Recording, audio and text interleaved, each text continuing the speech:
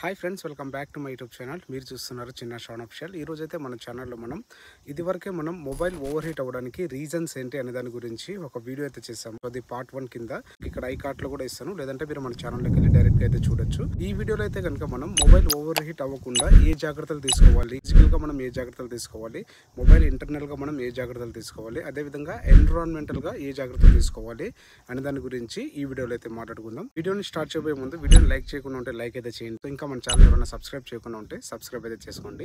ఇంకేమాత్రం ఆలస్యం చేయకుండా వీడియోని అయితే స్టార్ట్ చేసేద్దాం. ఇప్పుడు మనం ఫిజికల్గా ఏ జాగ్రత్తలు తీసుకోవాలి అనే దాని గురించి ఇప్పుడైతే మాట్లాడుకుందాం. మీ మొబైల్కి ఛార్జర్ ఏదైతే వచ్చి ఉంటుందో ఆ ఛార్జర్తోనే మీరు ఛార్జ్ అయితే చేయండి మొబైల్కి. అంతేగాని థర్డ్ పార్టీకి సంబంధించిన ఛార్జర్స్ తీసుకొని వాళ్ళ ఛార్జ్ చేయడం ఆఫ్ చేయండి. ఆ అఫీషియల్ వెబ్సైట్స్ అయితే ఉంటాయి. ఒకవేళ మీరు ఫర్ ఎగ్జాంపుల్ ఆ ఛార్జర్ కానీ లేదంటే అడాప్టర్ కానీ మీకు ఛార్జింగ్ కేబుల్ కానీ అన్నీ అక్కడే దొరుకుతాయి. అక్కడ నుంచి మీరు పర్చేస్ చేసి వాటిని వ్యూ చేసుకోవచ్చు అనమాట. కొంచెం ఎక్స్పెన్సివ్గా ఉంటాయి, బట్ అవి మీకు మొబైల్కి సేఫ్టీగా అయితే ఉంటుంది అనమాట. మ్యాక్సిమం ఇంట్లో ఉన్నప్పుడు పౌచ్ని తీసేసి మొబైల్ వాడడానికి అయితే ట్రై చేయండి. ఇంకా మనం అవుట్డోర్లో వీడియో షూటింగ్ చేయడం, అవుట్డోర్లో గేమ్స్ ఆడడం. సో పిల్లలు ఎక్కడైనా చెట్టు కింద కూర్చొని గేమ్స్ అయితే ఆడుతూ ఉంటారు. మనకి అప్పుడు వచ్చే గాలి ఏదైతే ఉంటుందో చాలా వేడిగా వస్తుంటుంది అనమాట. సో దానివల్ల మొబైల్ చాలా త్వరగా హీట్ అయితే అవుతుంది. అప్పుడు మనకి మొబైల్ అనేది పేలిపోవడం కానీ కాలిపోవడం కానీ జరిగే ఛాన్సెస్ అయితే ఉంటుంది అనమాట. సో అలా ఓవర్ హీట్ అవుతున్నప్పుడు ఒకవేళ మీరు హార్డ్ కేస్ యూజ్ చేస్తున్నట్లయితే కనుక అప్పుడు మీకు ఓవర్ హీట్ అవుతున్న విషయం అంత త్వరగా మీరు ఐడెంటిఫై చేయలేరనమాట. ఒకవేళ మీరు అవుట్డోర్లో ఆడుతున్నప్పుడు మొబైల్ హార్డ్ కేస్ని రిమూవ్ చేసి ఆడండి. మొబైల్ ఓవర్ హీట్ అవుతున్నప్పుడు కొద్దిసేపు గ్యాప్ ఇచ్చి తర్వాత అయితే ఆడుకోండి.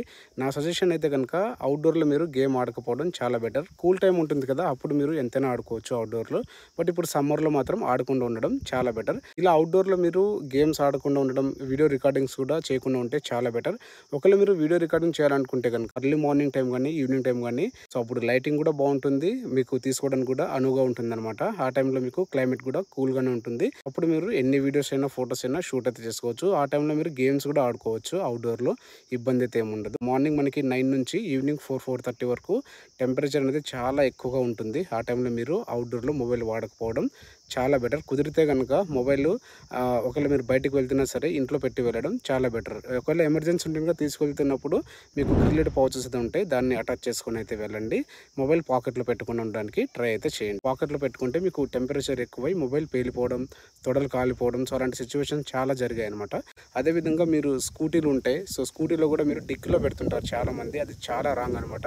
డిక్కీలో పెట్టి ఇంకా ఛార్జ్ కూడా పెడుతుంటారు. ఈ హీట్కి ఆల్రెడీ అక్కడ ఇంజిన్ ఉంటుంది కాబట్టి కింద అప్పుడే అది చాలా హీట్ అయితే అవుతూ ఉంటుంది.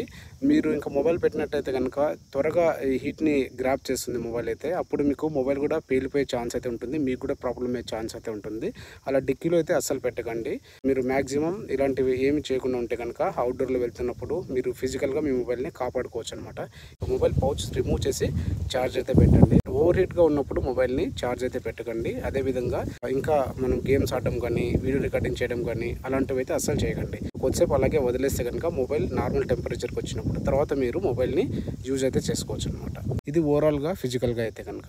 ఇప్పుడు మనం మొబైల్ ఇంటర్నల్గా ఏ విధంగా మనం జాగ్రత్తలు తీసుకోవాలి ఓవర్ హీట్ అవ్వకుండా అనే దాని గురించి ఇప్పుడైతే మాట్లాడుకుందాం. ఫస్ట్ అయితే ప్రతి ఒక్కరు మనం చేసే మిస్టేక్ ఏంటంటే యాప్ అనేది బ్యాక్గ్రౌండ్లో రన్ అవుతూ ఉంటుంది. అది ఎలా అనేది ఇప్పుడైతే చెప్తాను. సో మీరు ఒక యాప్ని ఏదైనా ఓపెన్ చేశారు, దాన్ని మినిమైజ్ చేస్తారు, ఇంకొక యాప్ అయితే యూజ్ చేస్తారు, మళ్ళీ దాన్ని మినిమైజ్ చేస్తారు.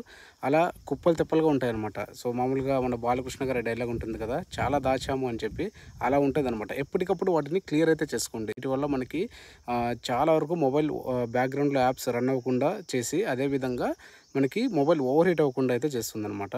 అన్యూజ్డ్ యాప్స్ ఏదైతే ఉంటాయో వాటిని అన్ఇన్స్టాల్ అయితే చేసుకోండి. అదేవిధంగా స్టోరేజ్ కూడా చాలా ఇంపార్టెంట్. మీకు అన్వాంటెడ్ స్టోరేజ్ ఏదైతే ఉంటుందో వాటిని డిలీట్ అయితే చేసేయండి. అట్లీస్ట్ 50% మీరు క్లియర్ చేసుకున్నా కూడా మీ మొబైల్ అనేది ఫ్రీగా రన్ అయితే అవుతుంది. అదేవిధంగా మీకు ఓవర్ హీట్ ఇష్యూ అనేది అక్కడే మీకు సగం అయితే తగ్గుతుంది అనమాట.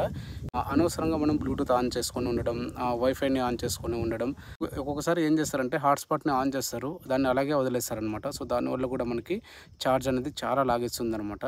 ఇలా మీరు అనవసరంగా వైఫైని కానీ బ్లూటూత్ని కానీ హాట్స్పాట్ని కానీ ఆన్ చేసినట్లయితే వాటిని టర్న్ ఆఫ్ అయితే చేసుకోండి. అదేవిధంగా మీకు బ్రైట్నెస్ ఏదైతే ఉందో అది మీరు ఎక్కువ పెట్టుకోకుండా మ్యాక్సిమం మీడియంగా ఉండేట్టుగా అయితే చూసుకోండి. అవుట్డోర్లో అయితే కనుక మనకి ఫుల్ ఉంటేనే వర్కౌట్ అయితే అవుతుంది. సో అందుకోసమే అవుట్డోర్లో ఎక్కువ వాడకుండా ఉండడానికి ట్రై చేయండి. అప్పుడు మీకు మొబైల్ ఓవర్ హీట్ ఇష్యూస్ అనేది ఇక్కడ కూడా మీకు తగ్గుతుంది అనమాట.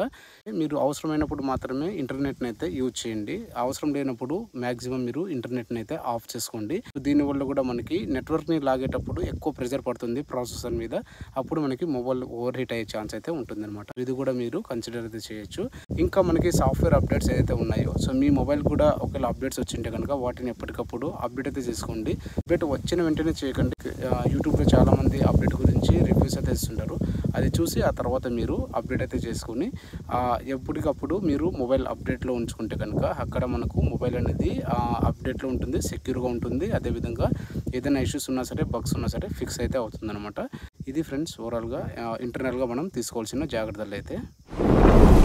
ఎన్విరాన్మెంటల్గా ఎలాంటి జాగ్రత్తలు తీసుకోవాలి అనే దాని గురించి అయితే మాట్లాడదాం. మొబైల్ని మ్యాక్సిమం మీరు కూల్గా ఉంచడానికి అయితే ట్రై చేయండి. ఒకవేళ మీరు ఇంట్లో ఉన్నట్టయితే కనుక కూలర్ దగ్గర కానీ, ఫ్యాన్ దగ్గర కానీ, లేదంటే ఒకవేళ ఇంట్లో ఏసీ ఉంటే కనుక ఇంకా బెటర్, అక్కడ మీరు మొబైల్ని యూజ్ చేయడానికి అయితే ట్రై చేయండి. అదేవిధంగా మొబైల్ని ఛార్జ్ పెట్టేటప్పుడు అక్కడ టెంపరేచర్ ఏ విధంగా ఉందో చూసుకోండి. కొంచెం గాలి తగిలే విధంగా అక్కడ మీరు మొబైల్ని ఛార్జ్ చేసుకోవడం చాలా బెటర్. ఇంకొకటి, మీరు అవుట్డోర్లో మీరు మొబైల్ని తీసుకొని వెళ్తున్నప్పుడు పాకెట్లో మాత్రం మొబైల్ని పెట్టకుండా చేతిలో పట్టుకోవడం, లేదంటే కనుక ఏదైనా బ్యాగ్లో పెట్టుకోవడం చాలా బెటర్. మీరు వీడియో రికార్డ్ చేయడం కానీ, గేమ్స్ ఆడడం కానీ ఇలాంటి పనులు అస్సలు చేయకండి. ఇంకొకటి, మీరు మొబైల్ ఛార్జ్ చేస్తున్నప్పుడు చుట్టూ టెంపరేచర్ ఎక్కువ ఉన్నట్లయితే అసలు ఛార్జ్ చేయకుండా ఉండడం చాలా బెటర్. కొంచెం టెంపరేచర్ నార్మల్ అయినప్పుడు, మీ మొబైల్ కూడా టెంపరేచర్ నార్మల్గా అయినప్పుడు మాత్రమే మీరు మొబైల్ని ఛార్జ్ చేయడం చాలా బెటర్. ఎలక్ట్రానిక్ గాడ్జెట్స్ ఏది ఉన్నా సరే ఈ టిప్స్ అయితే మీరు కంపల్సరీ పాటించండి. మీ ఎలక్ట్రానిక్ గాడ్జెట్స్ ఏదైతే ఉన్నాయో ఓవర్ హీట్ అవ్వకుండా ఈ విధంగా మీరు జాగ్రత్త అయితే పడచ్చు అనమాట.